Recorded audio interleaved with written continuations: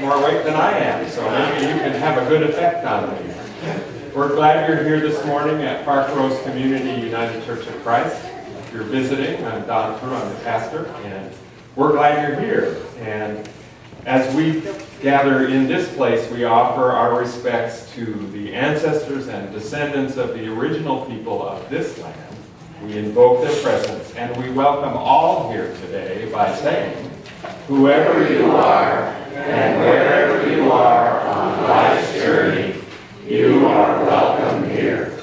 Invite you to stand as you're able for our opening songs. First, we are marching Siyahamba, and let's remind you of the Zulu words, all right?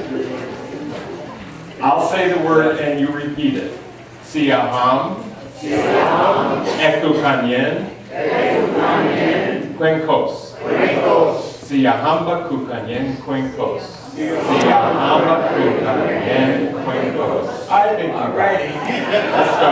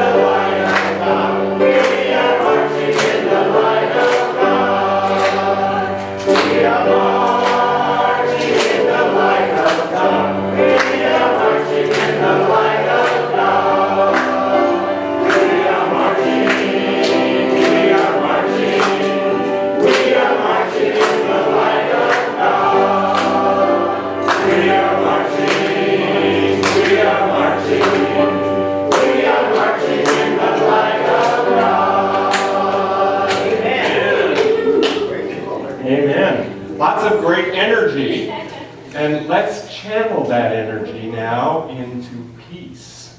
Make me a channel of your peace.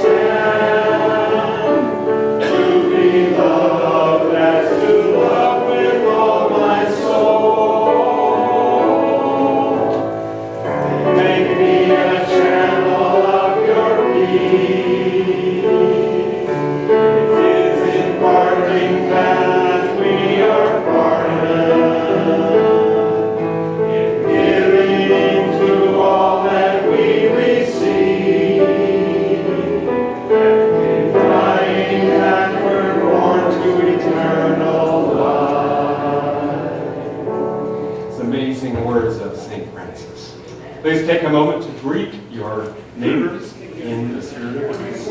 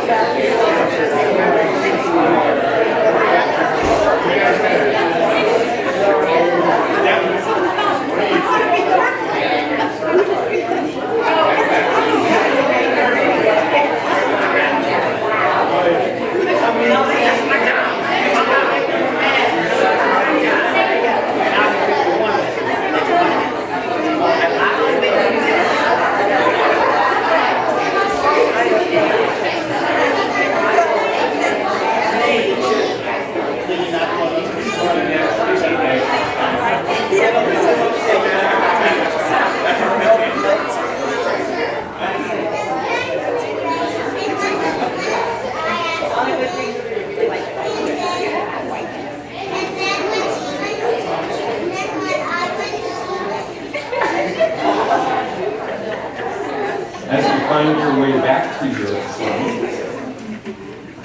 We'll begin a time of prayer with our centering song, Spirit of the Living God.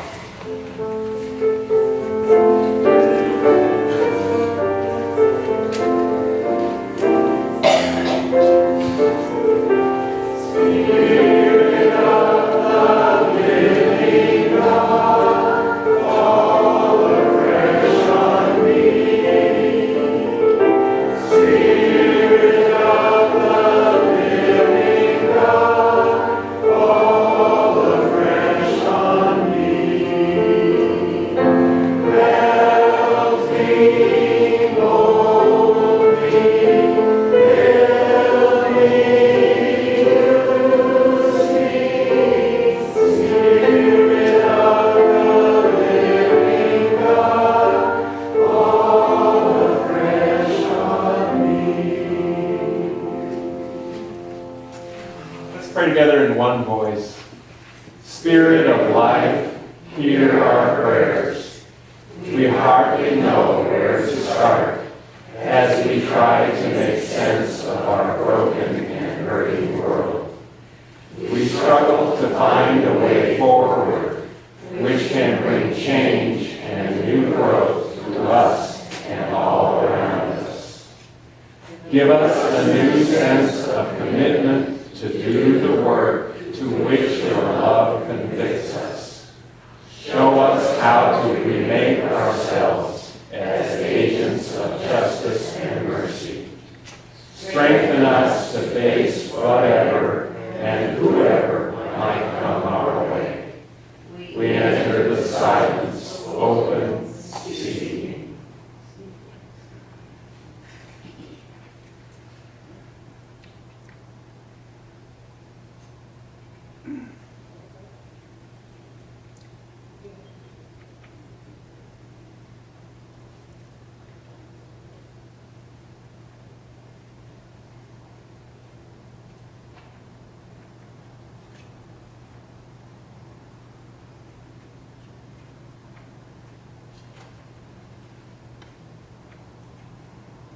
We respond together. We realize we are born anew into your extravagant welcome, and we are ready to share it.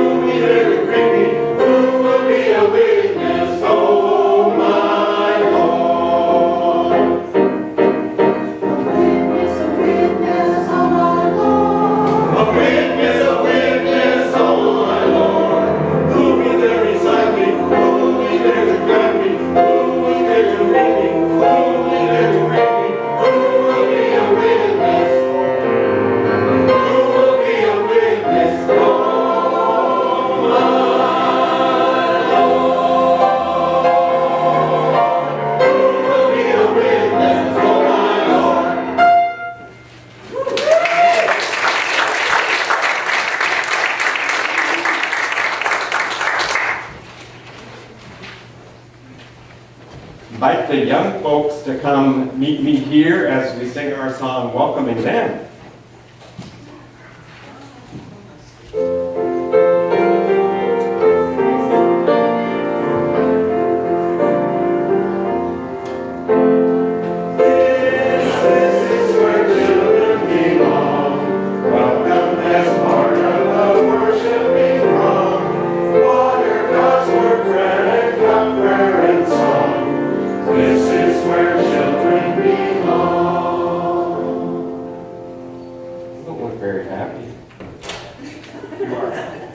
You're happy too. There's a smile and a yawn.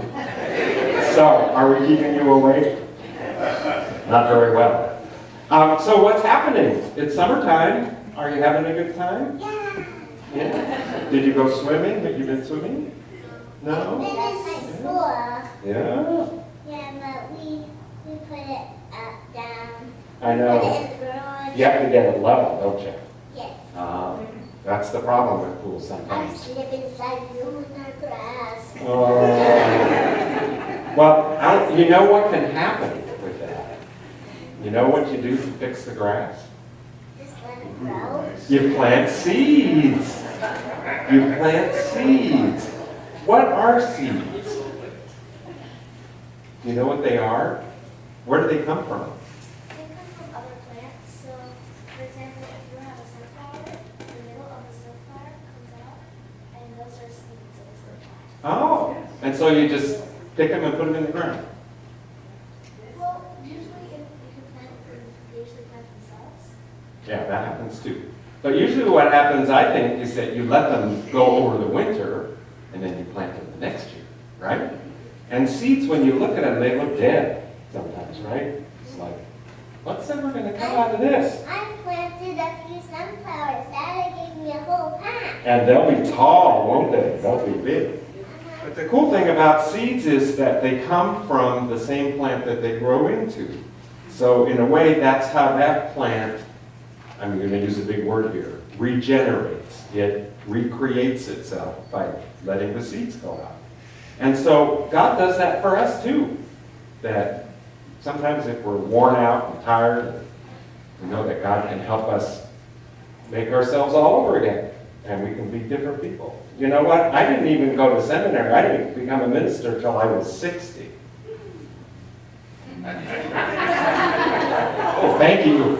You said I don't look like I'm 60 now. I mean, yes, I'm way over that. But the cool thing is that you can always become something new. And that's one of the coolest things I think that God teaches us. Okay? Let's pray. Dear God, thank you so much for making us new every single day. In your many beautiful names. Amen.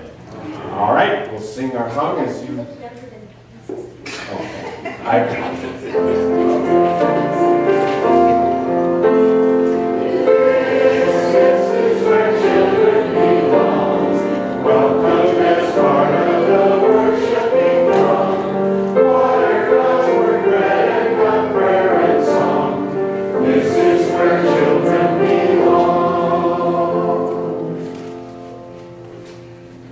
share a reading with you this morning from one of my favorite theologians, who is very often difficult to read because she uses words like this.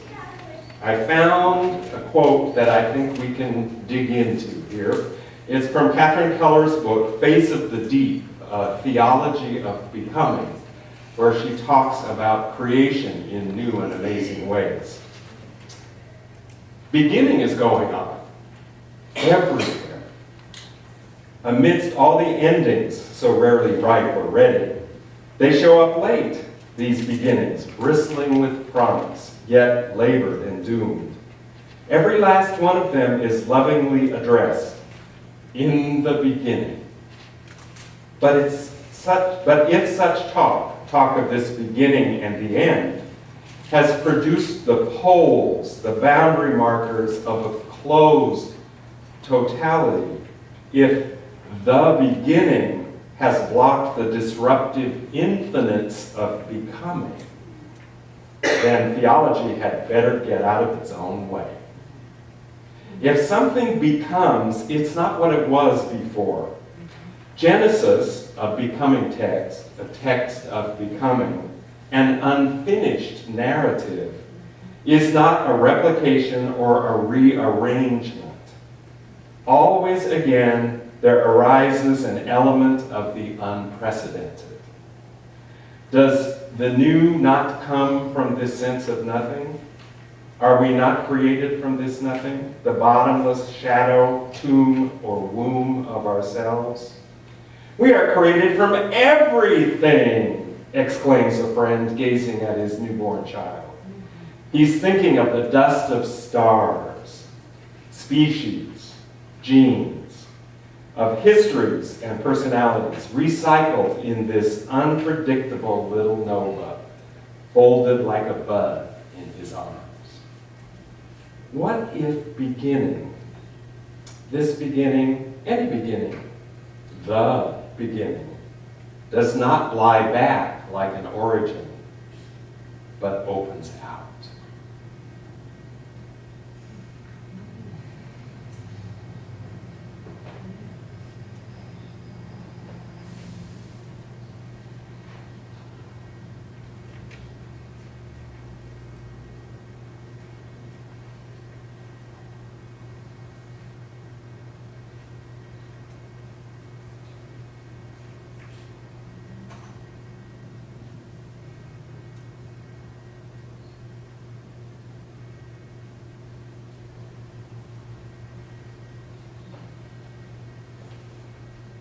I invite you to remain seated as we sing our next song, Change My Heart, O God.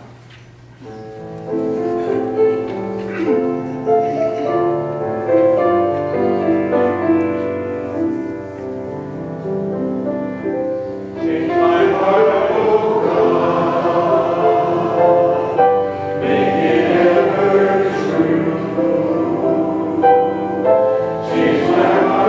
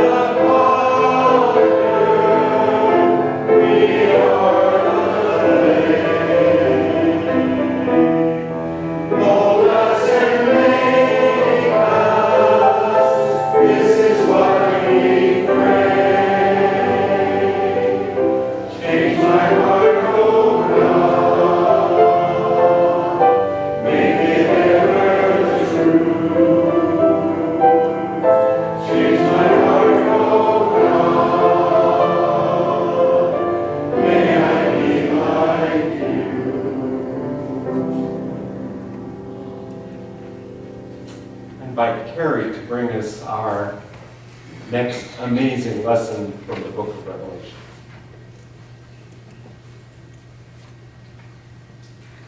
Morning. This is Revelation 12, verses 1 through 9 from the New Revised Standard Version. A birth-giving woman is symbolic of God's holistic universe. A great portent appeared in heaven, a woman clothed with the sun, the moon under her feet, and on her head a crown of 12 stars. She was pregnant and was crying out in birth pangs, in the agony of giving birth. Then another portent appeared in heaven, a great red dragon with 7 heads and 10 horns, and 7 diadems on his heads. His tail swept down a third of the stars of heaven and threw them to the earth. Then the dragon stood before the woman who was about to bear a child, so that he might devour her child as soon as it was born. And she gave birth to a son, a male child, who is to rule all the nations with a rod of iron. But her child was snatched away and taken to God and to his throne. And the woman fled into the wilderness, where she has a place prepared by God, so that she can be nourished for 1,260 days. And a war broke out in heaven. Michael and his angels fought against the dragon. The dragon and his angels fought back, but they were defeated, and there was no longer any place for them in heaven. The great dragon was thrown down, that ancient serpent who was called the devil and Satan, the deceiver of the whole world. He was thrown down to the earth, and his angels were thrown down with him. Amen.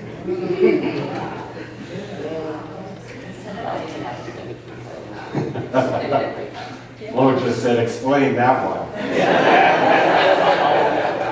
Well, I want you to know that I don't consider my role to be to explain it, but to open it up so that you can search it for yourself. So let's have a shot at this, okay? This week, our lens for looking at Revelation is regeneration. Let's remember that the book of Revelation, the word revelation is a direct translation of the Greek apocalypsis, which doesn't mean the end of the world. It means a revealing, an opening up. And we've spent, this is our 5th, can you believe it? We're 5 weeks into this. You're doing a good job. And you all are doing a good job, let me tell you. Today, our basis for the lens is feminism. And the particular way we're going to look at it is through regeneration. All right, so we start out with the first problem. What does feminism mean? And it was very interesting. We had 11 people in Bible study on Wednesday, and we asked each of the women to tell us what feminism means. And we got almost the different number of results for the different number of women who were there. So we're going to try to look at a couple of these perspectives of feminism as we look at the book of Revelation and at this story. Some people feel that feminism is about being sure that women are brought up to the same level as men in the workplace, in power struggles, in all kinds of things. Other people said that they felt feminism was about leveling the playing field, which is maybe a subtle difference, but it is a difference. That it includes everybody. And so we began our discussion. Let's look first at the female figures in the book of Revelation. This is a cursory exam.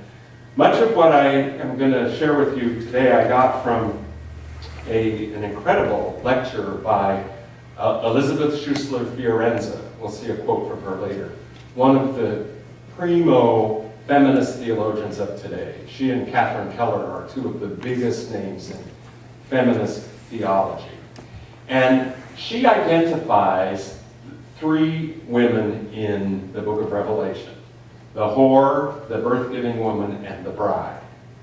And she surmises that it's interesting because what happens here is that the dualism of the evil woman and the good woman is broken up by the real woman, so that it kind of disperses that dualism. And I think Schussler-Fiorenza deals mainly with, let's stop having dualistic concepts of things. Let's remember that there's a whole lot in the middle and above and below and around. So, a couple of things she says.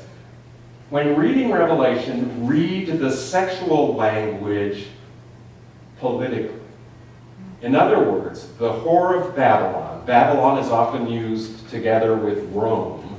So Babylon equals Rome. And she's misleading people, taking power politically. And it's symbolized in a sexual way in the book of Revelation. And we all know that sexual power is power. I spent all day yesterday in a workshop in Salem called God's Love for Lesbian, Gay, Bisexual, Transgender, etc. people. Folks who are sexual minorities. And the issue that came up again and again was how sex is used as a power over situation. So, the whore and the bride are symbolic of cosmic ideals, of kind of the edges of this discussion. Not the only pieces of the range. It's not either good or bad. It encompasses everything. Also, the birth-giving woman is symbolic of a real woman. Now, as you heard this story, especially if you came out of a Roman Catholic background, what does it remind you of? The story from the scripture. The Virgin Mary. The Virgin Mary giving birth to the baby who is taken to God.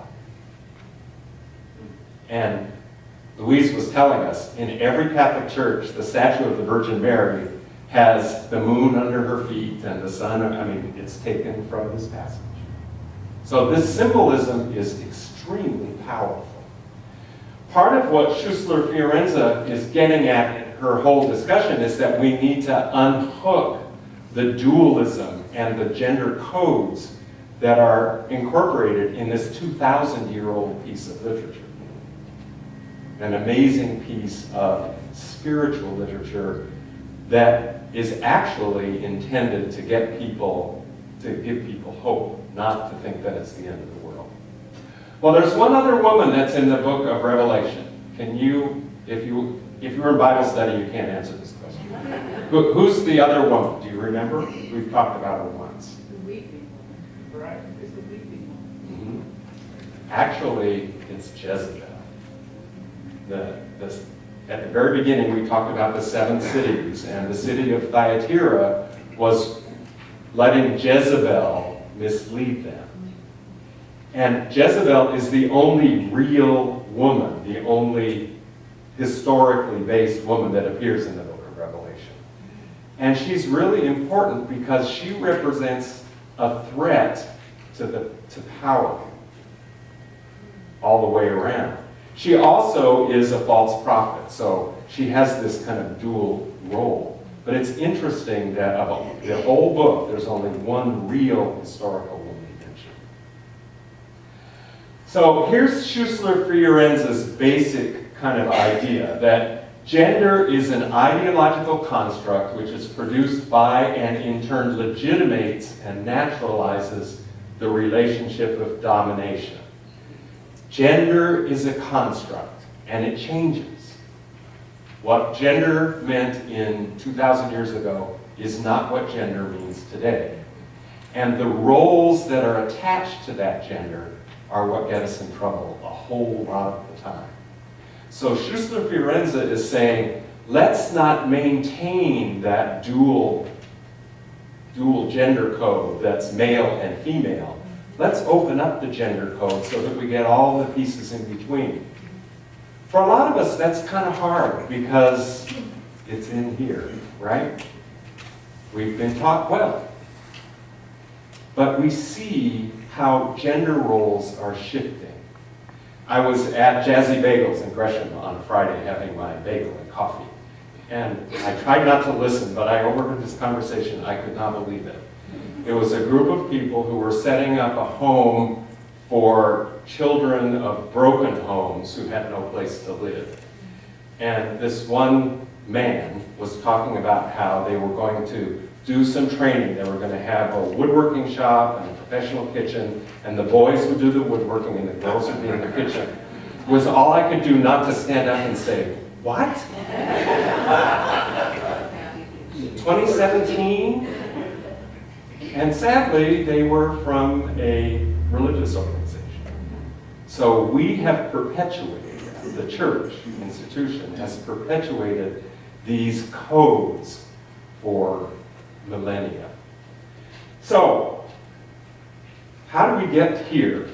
I'm not really sure, other than it seems to me that a feminist approach involves this creative, pregnant, moving into the future. And I think the woman, the birth-giving woman, is symbolic of that in a number of ways. Regeneration doesn't come from nothing. And as Keller says, it's not always exactly the same. When we are transformed, when we are changed, we're different. We still have who we were with us, but we're different. And that's a hard thing to get hold of, but it's what the book of Revelation is about. We'll get there in 2 weeks to Revelation 21. I saw a new heaven and a new earth, for the first heaven and the first earth had passed away. This is about transformation, about change, which acknowledges what was and looks forward to what may be and lives in the present moment of what is. So the whole concept of regeneration is infused in the book of Revelation.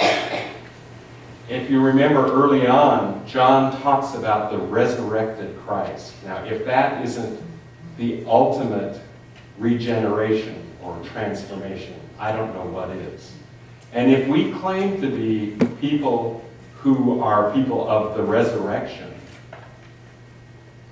that seems to me where we should be, what we should be about, this regeneration thing. And of course, that brings with it a sense of hope, where even out of the desert can spring a plant. Amen. Those seeds can find their way into the most amazing places. And so as you think about this passage, and I have to tell you, I had a lot of trouble. This has been the most difficult one for me to kind of grab hold of. Partly because I'm not a woman. I'm a male. So grasping what feminism really is difficult for us who are not female. And there's a whole lot of information that we have taken in, that I took in, especially reading a whole bunch of stuff. So I kind of dumped on you this morning. And I hope that you can find something that you can walk away with, a little thread that as you go through the week you can pull on and uncover a little bit more of what that sense of regeneration might mean in your life. As we've done every Sunday, I invite you now to take a moment to think about the things that you put on a piece of paper in this jar the first Sunday. These are new perspectives, what you need to see revealed, what you would like to see revealed. I haven't opened the jar, they're just in here. So what remains for you to be revealed? And what new perspectives have come to you?